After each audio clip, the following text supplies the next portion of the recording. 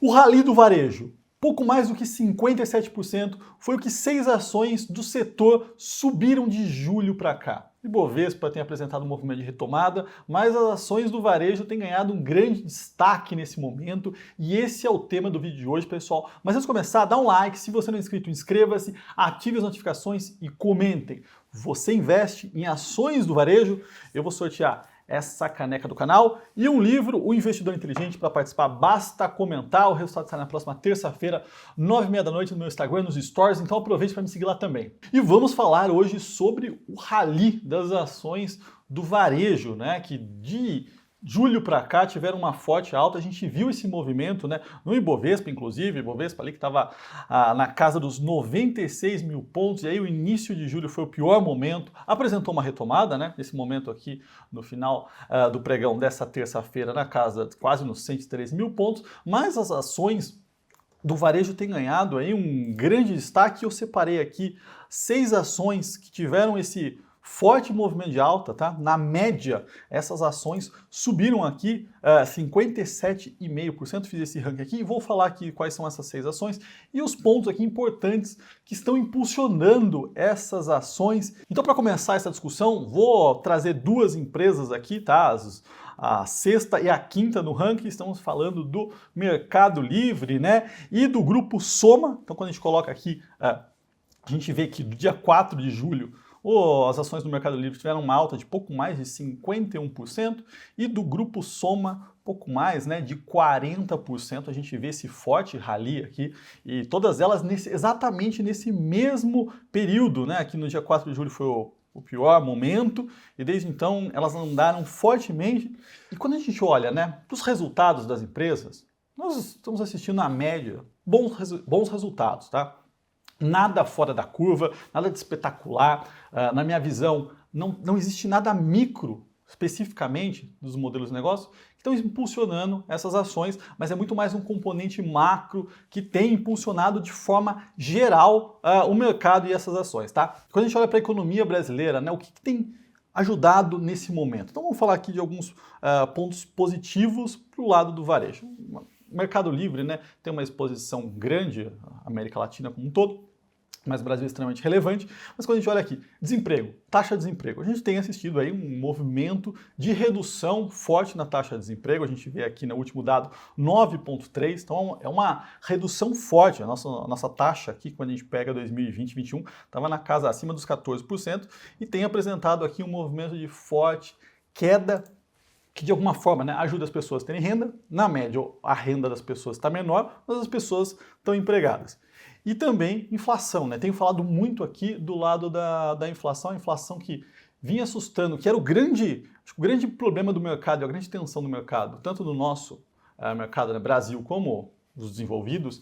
A gente via que a inflação tem pego e tem trazido aí um grande custo para os investidores, mas aqui no nosso mercado, né, como eu já falei algumas vezes, o Brasil saiu na frente no ciclo de aperto monetário e nesse momento a gente já vê um efeito, né, positivo. O aumento nos nossos juros, né, na Selic, começou no início de 2021. Então essa elevação na Selic tem tido aqui um resultado positivo. A gente viu no último dado, né, uma inflação caindo 0,68.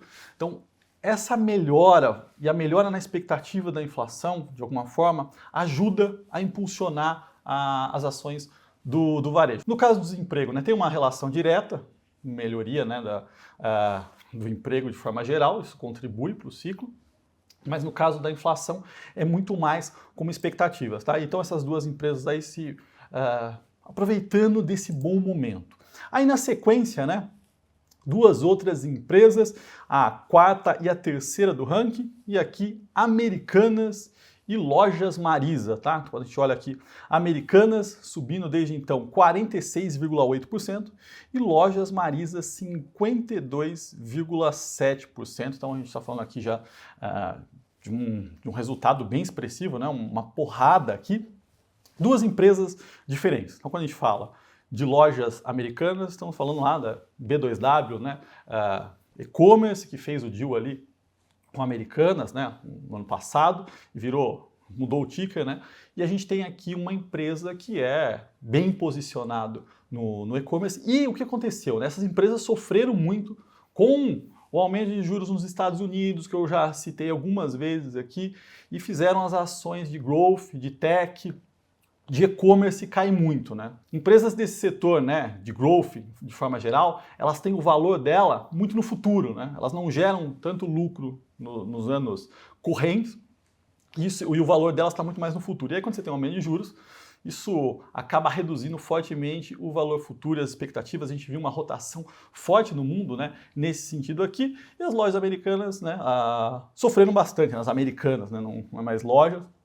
E quando a gente fala de Marisas, né, a gente está falando aqui de um outro público, de um público mais classe C, D, que tem uma exposição forte em rua, então é um varejo diferente, né? Não é um varejo eletrônico, com uma exposição em outras classes que são mais sensíveis à renda, mas quando você pega de forma geral, né, e eu tenho falado aqui, o varejo, né, as ações do varejo hoje, mesmo com essa melhora que a gente está assistindo, elas estão sendo negociadas, em sua maioria, muito próximo, né, ou até abaixo do nível de preço de abril de 2020, no pior momento da pandemia. Então, naquele momento onde a incerteza era muito alta, ninguém sabia o que ia acontecer com o mundo, né, de forma geral, as empresas foram precificadas num nível baixíssimo. Hoje, com a retomada, né, das economias, da vida ao normal, a gente vê isso no balanço das empresas, né?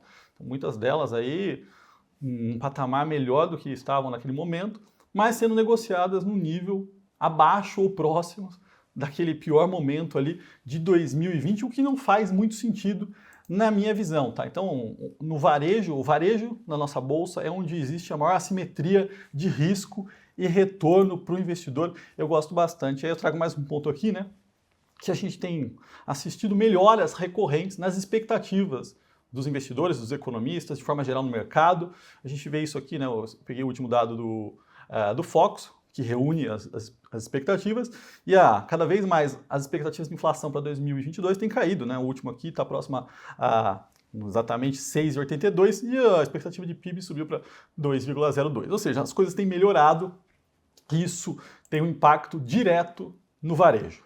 E aí, quando a gente parte aqui para as duas primeiras ações do ranking, né? Estamos falando aqui de Via Varejo e Magazine Luiza, tá? Então, Via Varejo subindo desde aquele momento lá 78,7% e Magazine Luiza 91,5%. Então, de fato, é uma porrada, mas quando você olha para o nível de preço delas, elas estão muito abaixo ainda. Tem muito para voltar para chegar próximo de qualquer nível que elas já foram negociadas, né?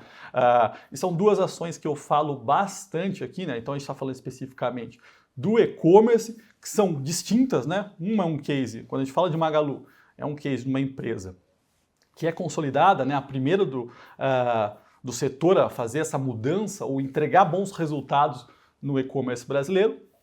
A queridinha, né? Ou sempre foi a queridinha. A Via Varejo é uma empresa de turnaround que conseguiu entregar uma mudança, mas ainda existem muitas incertezas, né, do lado de passivos trabalhistas, a relação ali de caixa e passivos chama muito a atenção dos investidores, falo bastante, tem vídeos específicos sobre ela, gosto bastante, é a minha preferida, mas quando você compara as duas, são duas empresas que estão no mesmo setor, atuando no mesmo mercado, mas com características distintas. E por que elas tiveram esse movimento tão forte de alta, né? Porque eu vinha falando aqui, não fazia o menor sentido. A Magalu era negociada a 120 vezes EV/EBITDA, uma queda, um re-rating, né, uma mudança ali do nível de valuation que ela era negociada, fazia sentido. Da forma que aconteceu, né, destruindo 90% de valor, para mim era um negócio que não se encaixava logicamente em nenhum modelo. E a Via Varejo caiu nesse movimento forte de queda, né, das empresas do e-commerce, e aí quando você olhava para ela, que era uma empresa que já era descontada, né, negociada a múltiplos extremamente baixos, abaixo do varejo físico, ela hoje segue negociada num nível aí praticamente de 3 vezes EV/EBITDA, ou seja, né, abaixo do nível de empresas de commodities, por exemplo. Então, na minha visão, não faz o menor sentido, tá, pessoal? Vinha falando bastante que elas estavam baratas, esse movimento de alta, né, é extremamente rápido, né, é difícil do investidor pegar, né? Eu vinha falando aqui, muita gente falava, mas a hora que voltar, eu começo a montar posição, e quando o movimento começa, né, quando as coisas começam a se ajustar, essas altas são expressivas demais, tá? Por isso que eu tento trazer aqui, quando você vê uma oportunidade da bolsa, não dá para não dá para ficar de fora, tentar achar o time correto, porque o valuation de fato delas estava extremamente depreciado. Pessoal, eu vou aproveitar aqui para deixar, né, muita gente me pergunta, dentro da Levante, eu tenho um time especializado em fazer carteiras personalizadas, tá? O Infinity Pass. Então tem toda a assessoria do meu time, quem quiser o link está aqui embaixo, tem WhatsApp, tem contato do meu time, então conversem lá e conheçam um pouquinho mais sobre o Infinity Pass.